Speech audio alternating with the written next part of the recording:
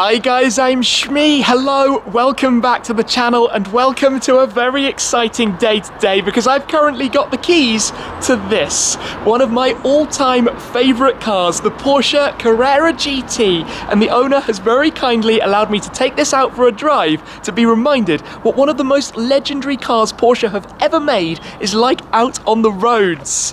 Now the original Shquad might remember about 7 years ago, I actually came here to film a video on this very spot behind me with a Ferrari Enzo and F40. Well, fast forward, the cars in the collection have changed slightly. The Bugatti, 2 Ferraris just there, but it's the Carrera GT that I'd like to focus on today. So let's have a quick look around before hearing the glorious sound of the V10 and taking it out to go for a drive.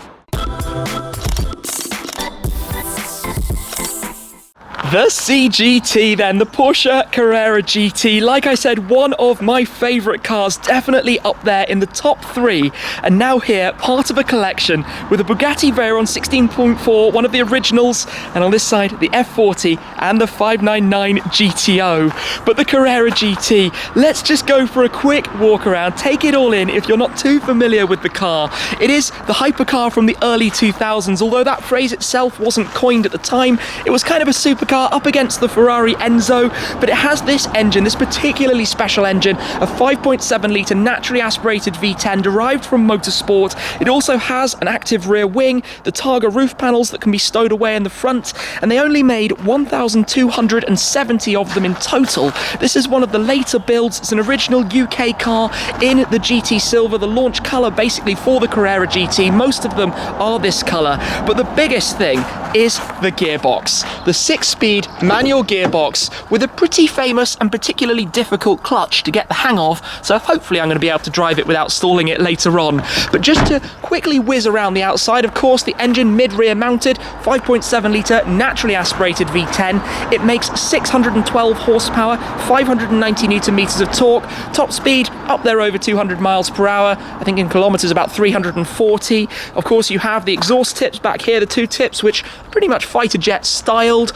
It goes 0 to 62 miles an hour, 100 kilometers in about 3.5 seconds, provided you manage with the clutch. Of course, all the power going to the rear wheels. But really, it's quite, I think, a subtle looking car. Unless you know what it is, you could mistake it just for a silver Porsche. Those of us that know, though, of course, appreciate what it's about. It's a very challenging car to drive, a particularly technical car, but a very, very rewarding one when you do get on the move. And you just look around it. Of course, you have this wing, which sits flush when it's down like this at the rear, but it will also hydraulically raise up out of the back to almost create a box-like silhouette matching up with the roof panels. The engine, you can see through how open it is here for all of the cooling.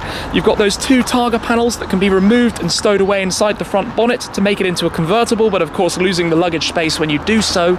Around the side, intakes for the radiators for the car's cooling.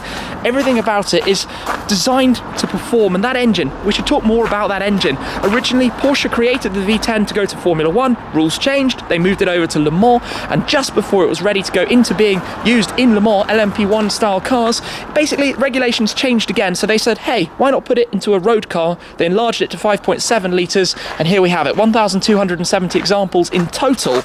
Let me just come round, because I think it is time to get this fired up. It is one of the most special sounds of any car out there. A V10, a naturally aspirated V10, and also, fun fact if you didn't know, the cheeky little storage pouches that you have in the door, just hidden away there. But climbing in, carbon fibre monocoque, take a very delicate and careful step inside here. The traditional 5-style displays that we know from 911s, and the wooden gear knob here, mounted quite high in the centre console, but right in the perfect position. So, the key goes in the left-hand side of the car, there, and then we can bring it into life. Take a listen. Oh yes, so the car is warm, we've taken it out already. What a glorious, glorious, glorious wail. Well then, I think it's time to drive. Let's take this out and see what it's like. What I love about this car then, that noise, that constant V10 whine behind you. It's not the loudest thing in the world, but listen to this. Downshifted, heel and toe, flip it. It feels so precise. This gear shift, when you get it right, it's so magical. It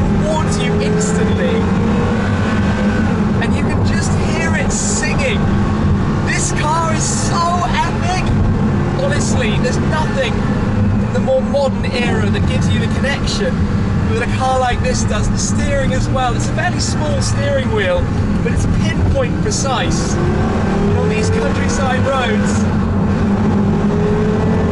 just letting it wail. What a magical, magical thing to be driving. Second and third gear doing the job perfectly. So much power as well. You have to be very aware of that. And it revs up high, up over 8,000 RPM. Oh my goodness. Yes. Yes.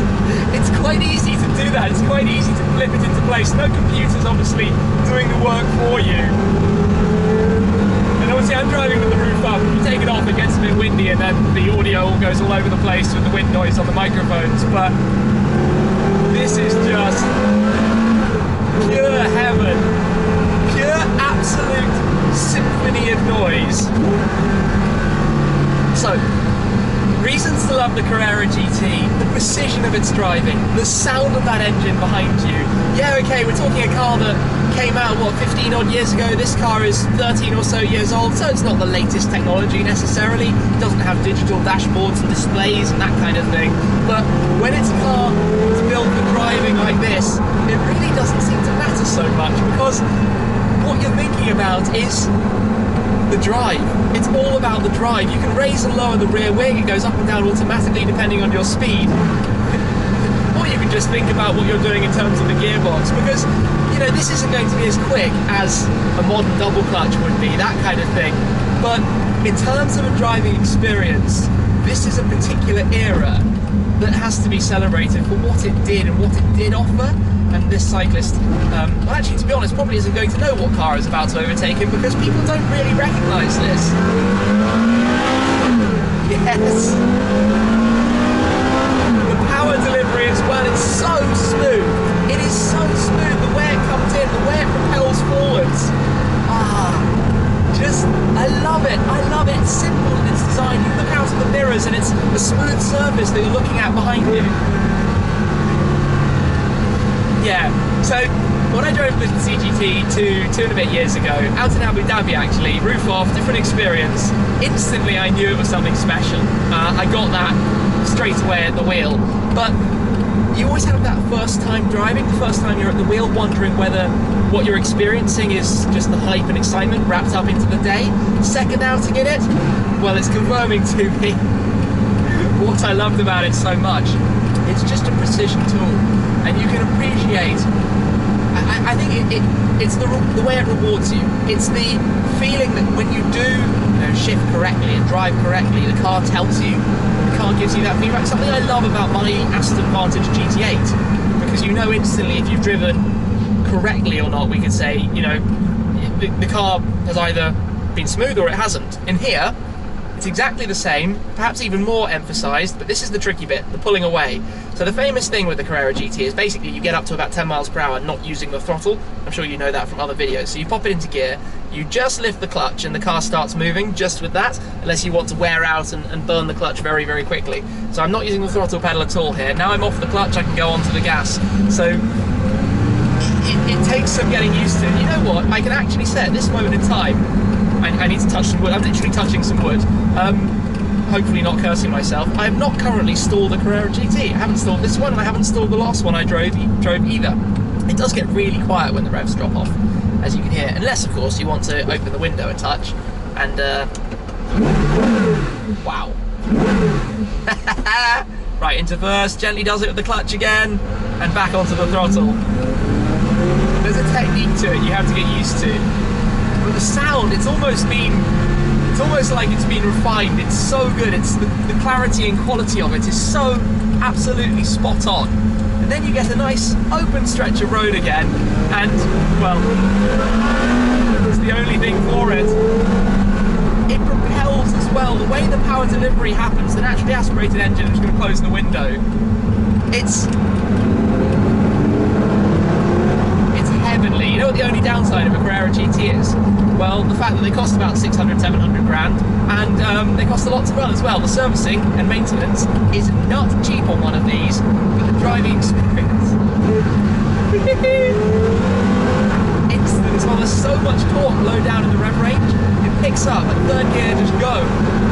Absolute go. Now, course I'm driving on countryside roads. I'm not using it on either a racetrack to test that extreme or on the motorway, which you could do, but why would you? It's not the right car for that at all. Here though, on these roads, I'm absolutely loving it. Everything that I was hoping this was going to be on the second outing, it is doing in style. And yeah, Carrera GT, one of the very, very best. Let's not go through this big funnel. Oh, he did. No, I don't want to risk anything with this car. It's pretty famous, of course, for incidents in the past, sadly, because it's a very challenging car to drive, and you get that feeling and sensation as well at the wheel. It's not a modern computerized machine where everything's done for you. It is a car when you, the driver, are, you know, completely in control and in charge of what's going to happen. So, CGT, heavenly drive, really cool experience. Huge thanks to the owner because, well, I know I've shifted more than I need to. Big habit of mine. Sorry, I like the sound. Because, as I say, huge thanks to the owner because this is really special. I'll pop the link down to the Instagram below if you'd like to head over and see more as well. But yeah, good times. Definitely up there at the top. Definitely in the shortlist for favourite cars. Porsche Carrera GT is spot on point. It's a fantastic car. And we're home, where I've parked the car up inside the showroom where they normally live, where the car started actually before we pulled them all out earlier on. Recently finished, but what a place to display them, with the GTO now at the very back. I'm just going to quickly close the shutter behind me, but Carrera GT, everything I was hoping it was going to be, and just walking around it again, a few small things, of course coloured centre locks, blue on this side, red on the other.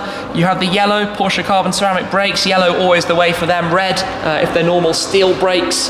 But basically, the thing that's so cool about it is that you could almost mistake it for just a normal silver Porsche, whereas in fact it's a Carrera GT. But those who know, look at how wide it is, how the headlights, obviously you have this extra kind of part of body that sticks out on the fenders beside them, just emphasizing the width. But basically it's a clean, smooth design, the openings for the cooling, almost the double bubble to the roof where you have the buttresses, the rollover hoops behind. But I mean, that's a cool view. The wing is cool, the way it raises up and down. The tailpipes are cool as well down there. Yeah, this was, oh, look under there. Look at the blades that you can see in the lower parts of the diffuser. That's quite interesting, actually. Aero, obviously at play, quite an important part of making a car go quickly. And then coming to have another look at the interior too. Left the window down, you've got the bucket seats, of course, with the chrome trim up towards the top. I left the key in the car, got the key on the left side. That isn't just a keyless press a button job. The plaque for the number of the car as well in the centre. And yeah, just everything about this thing. Absolutely love it. Carrera GT, an immensely special car, a very challenging car to drive, but a very rewarding car. So a huge, huge thanks again from me to the owner for the opportunity to take that out, to experience again one of, I think, the idols, the Porsche Carrera GT. Sometimes you shouldn't meet your idol. In this case, you very much should. It's everything that one would ever hope that the Carrera GT was going to be. So the owner's Instagram is down below, the Supercar Garage with an underscore at the end. Go check it out if you're interested to see more with the cars. But yeah, love that. So thank you very much for watching, guys. That's it for now, and I'll see you again very soon. Cheers.